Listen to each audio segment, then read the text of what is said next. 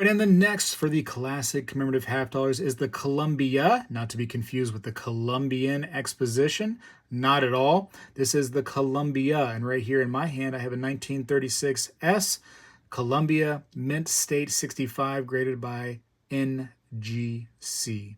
So this right here is fantastic. As far as all the commemoratives, probably one of my lesser favorites. Not to say it's ugly by any means. It's actually really classic looking. Very, very nice detail on it.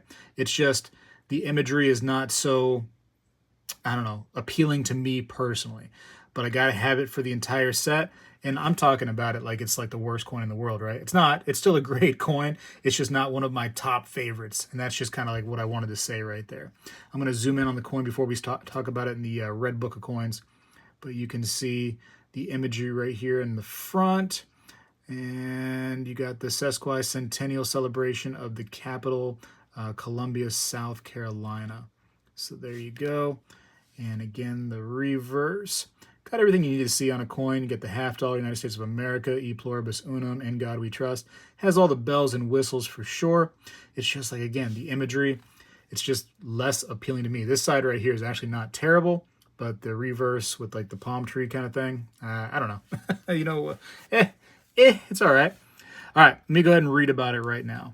It says the 1936 Columbia, South Carolina Sesquicentennial souvenir half dollars were authorized to help finance the extensive celebrations marking the sesquicentennial of the founding of Columbia in 1786. A. Wolfe Davidson designed the coin, which was struck in all three mints and sold in sets. The obverse bears the figure of justice with a sword and scales, as you can see there. At the left is the capital of 1786, so right here on the coin. And at the right, the capital of 1936, so right there. A palmetto tree, the state emblem, is the reverse device. So there you go. So, I mean, it is important for, Columbia and South Carolina, but, for me, imagery-wise, it's kind of one of the more basic to me, I think, when it comes to the line of commemorative half dollars. But also, as you can see, let's talk about the distribution. So you're talking about an extremely rare coin. Here in 1936 San Francisco, right here, only 8,007 of these coins were made, period. Isn't that crazy? Now, there are 3 different coins because all the mints made them. So, technically, if you want to get the entire set, not just the type set, you would end up getting all 3 of these. I go for, the type set at the very moment, and, I'm happy to have a coin with only 8,007 minted. And the price on this is actually very good. You can see right here, it talks about just one of the single coins, and mine was, what, 65, right? 65 on this one. And it's around the 335 mark in the Red Book of Coins. Probably get it a little bit cheaper than that if you looked around hard enough. And so what a cheap coin for actually what is technically a really rare coin.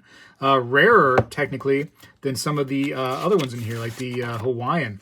And let's go back in time a little bit. Well, right here is the Old Spanish Trail, which is a pretty expensive coin. And you can see that 10,000 were made. Again, only 8,000 of these were made, and it's far cheaper. Let's go to the Hawaiian. Where are you at, Hawaiian? It's usually one of the early ones. Yes, right here. So again, same thing as the Spanish Trail. 10,000 were created. And look at the pricing right here for a 65, $6,000 in the Red Book, that is.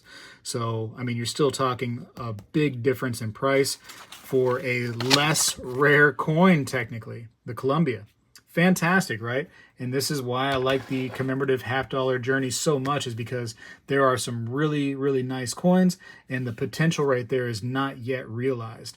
So, FYI on that little tidbit of information, but let's go on to the next coin. Well, hello everybody.